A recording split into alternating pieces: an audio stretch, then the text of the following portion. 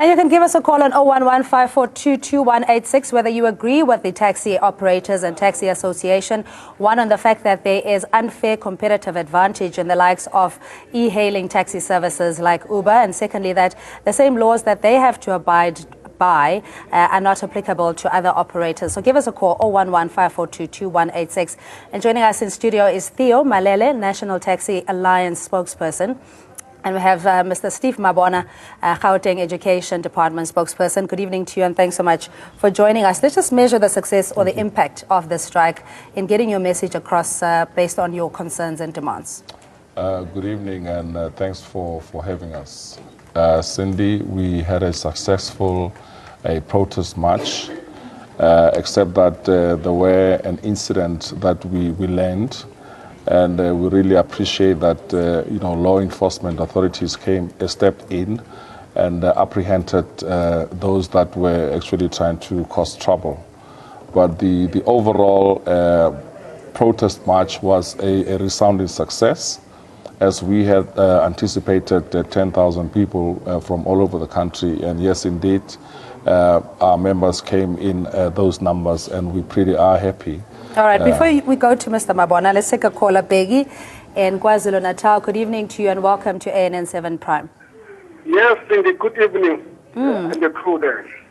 Cindy, my worry here is why the government is not protecting our business as black people, referring to our taxi industry. Now, there is a new entrance, which is Uber. The government is doing nothing. And Cindy, as you see, Cindy, here, our mines are being mined by foreigners.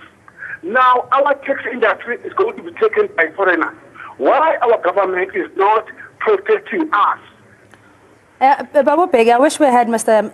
Minister Mswanganye in studio or representative, but I totally agree with you that there are laws that should be applicable universally across the board. But Mr. Mabona, just in your view, I know this is not necessarily your jurisdiction, but in terms of the protectionism that should have been afforded with the local industry that had been a backbone and an anchor of the black economy, if you want to call it that, what is your view? Look, you want to conflict me.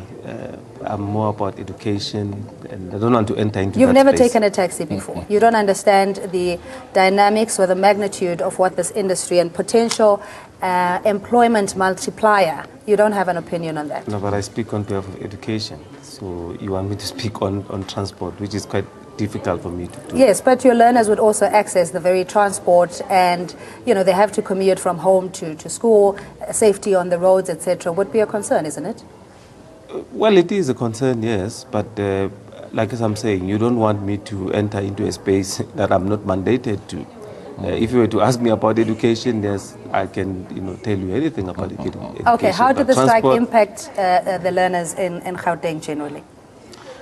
Look, we are quite happy that our learners wrote. All our matric learners, they did right, because we communicated on Monday already with the parents to say, you must know that there's this strike that is coming. Those that rely on taxis need to make necessary arrangements, alternative arrangements, make sure that our learners arrive on time. And we can safely say there's about 20 learners who were rerouted to other centers to go and ride there because they could not go through their centers. And majority of our learners, they arrived, some arrived late, but we're talking 30 minutes, 45 minutes, not even an hour. Those that came after an hour, we're talking quite a handful of those, which they were then managed in the sense that chief invigilators, because they were aware that in the event that they arrived. You're saying that the Taxi Association acted in good faith by making certain concessions to ensure that learners, at least the grade 12s, are able to write their exams? No, look, there were so many allegations that were coming, from the ground. Hence, we had some learners that could not go through because we experienced some roads that were blocked. Remember, we started very early as education because we knew about this. We had to transport our papers to the centers. As you know, that we treat them as money. So those papers must be transported in a very secured way. So we experienced the roads that were blocked by some of their members, or if not their members, but their taxi. Okay, we'll get to the bottom of it. So we then had to move with that, but then we were ready by the time of starting our examination. All right, we also invite callers to interact with us. We have Peter in Johannesburg and Good News in KwaZulu-Natal. Hi, Peter. Hi, how are you? I'm very well. How are you? I'm fine. Hi to the crew. I just want to raise a concern about this taxi strike that took place around Johannesburg and Pretoria. One day I'll be happy to see the taxi industry marching against those small taxi union, not taxi union per se, but the taxi stations who usually fight over routes, killing even commuters whilst they are on board going to work. Are you referring to the taxi operators primarily in townships? I know eKwaThema we call them amaphela. You know, the smaller sedans or vehicles, lezo zenzi local. No, I'm talking about not amaphela per se, but when this small associations are fighting over routes, the National Taxi Association never took this matter seriously. But if there is a problem with the government intervening in trying to resolve their dispute, it's when we're going to see this kind of action from these taxi drivers. All right, Peter, rather, in Joburg, thanks for your call. We go to Ralph Jones, Santako General Secretary. Good evening to you and thanks for your patience. How is this matter going to be resolved? Because we know there are many challenges that the taxi industry faces. Do you think that the minister has enough maneuver or enough room to make the changes that the taxi associations are demanding? Well, good evening to all. I think what should happen here is a lot of engagements must be in place. You know, a once-off kind of a situation does not help. These issues that have been raised, we raised them before, and hitherto, I mean, they're still not yet resolved. If you look at the subsidy issue as an example, it comes a long way before we even started in the industry.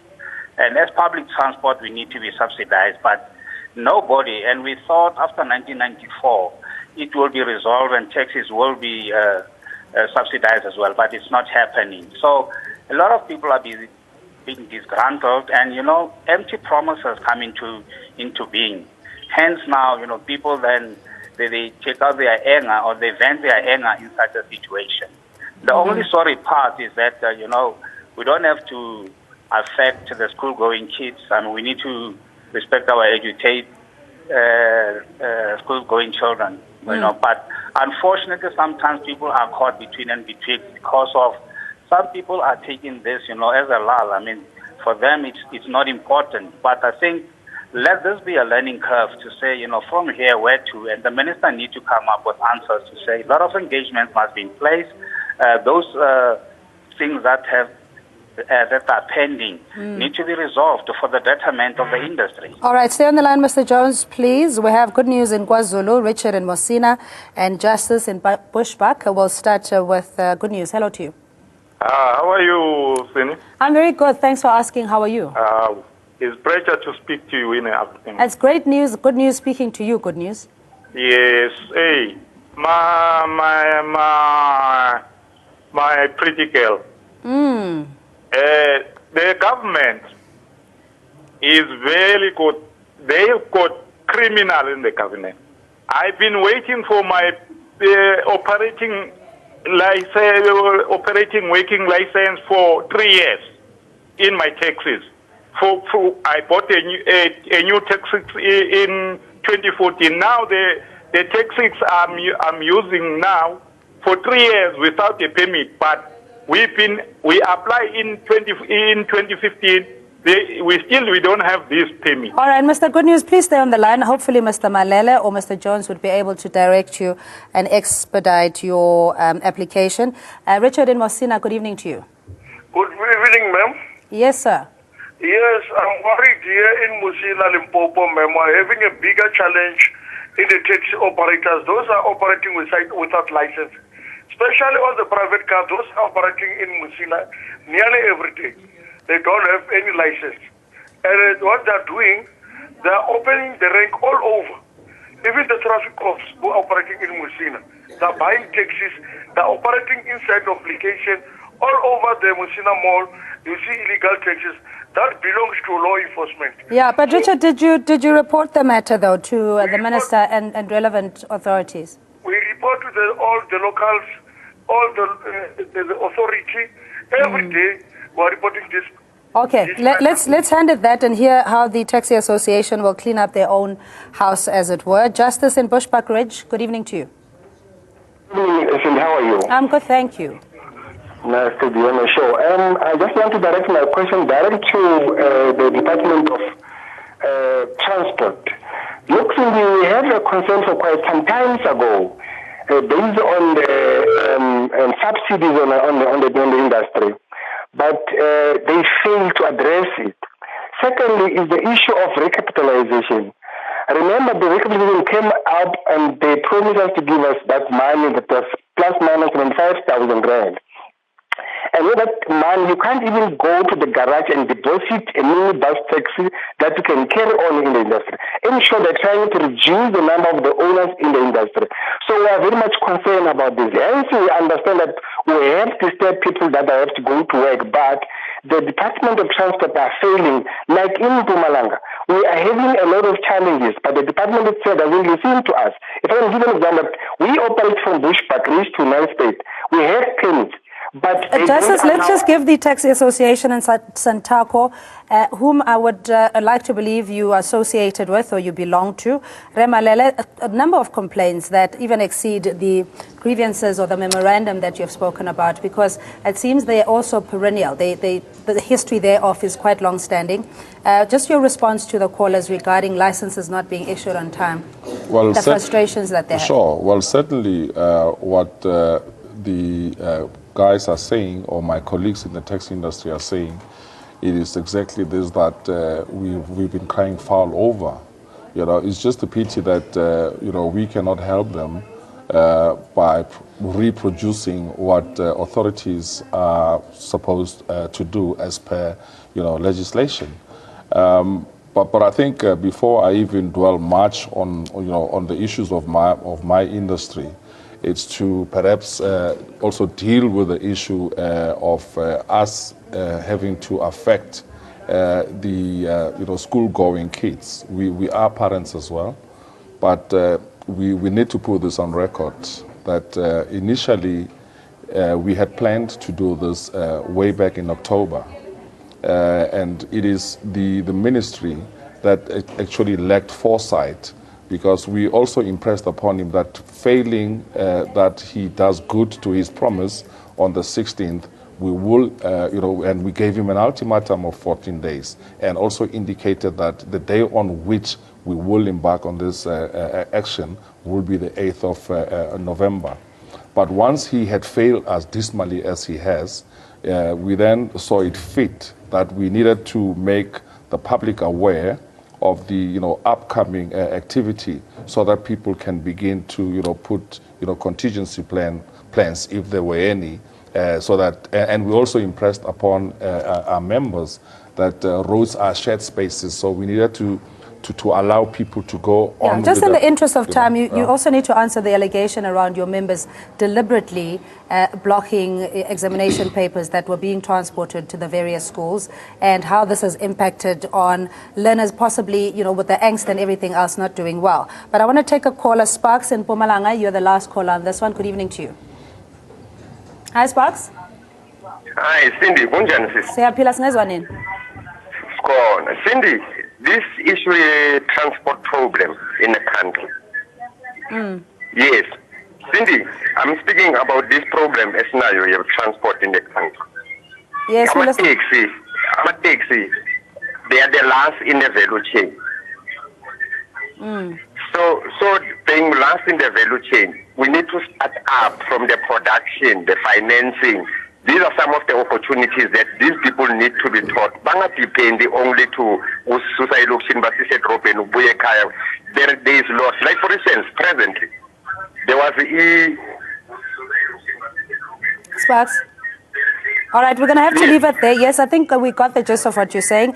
Mr. Jones and Mr. Malele, if you can just answer that in terms of other avenues or owning the vertical value chain of taxi operators as opposed to just being consumers, as it were.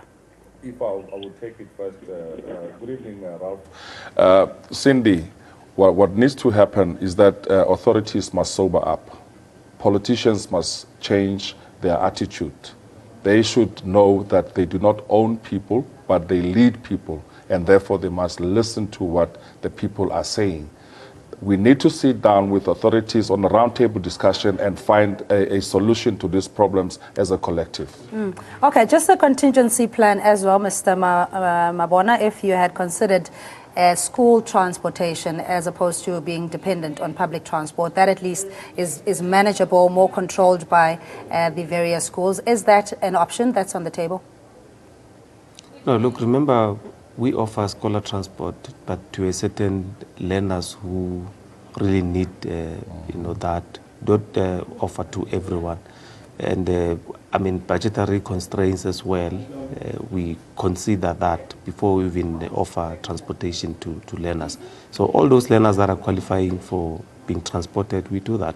Okay, Mr. Jones, we're going to leave, maybe close with you. Very interesting point that Sparks in Mpumalanga was calling for being more business orientated in the taxi industry as opposed to essentially collecting small change and ferrying people around, but to be more control, to have better control in the entire value chain.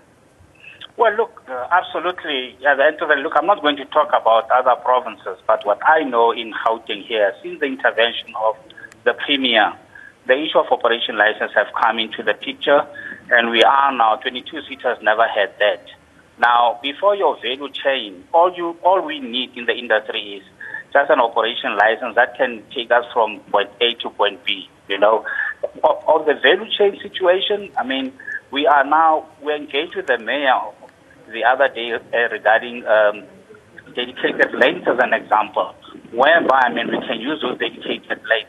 It's only for that to be implemented, and a date needs to be said that this is going to start now. Other matters, all the government and other role players need is just a paradigm shift to say, to what extent can we take the industry? To what extent can we perceive this as a business and as public transport? That's what we need to look at. Before any other thing, we need to have those components eradicated, and then we move forward. All right, but Mr. Malele, is violence the answer in dealing with the unfair competitive nature of Uber and other e-hailing services?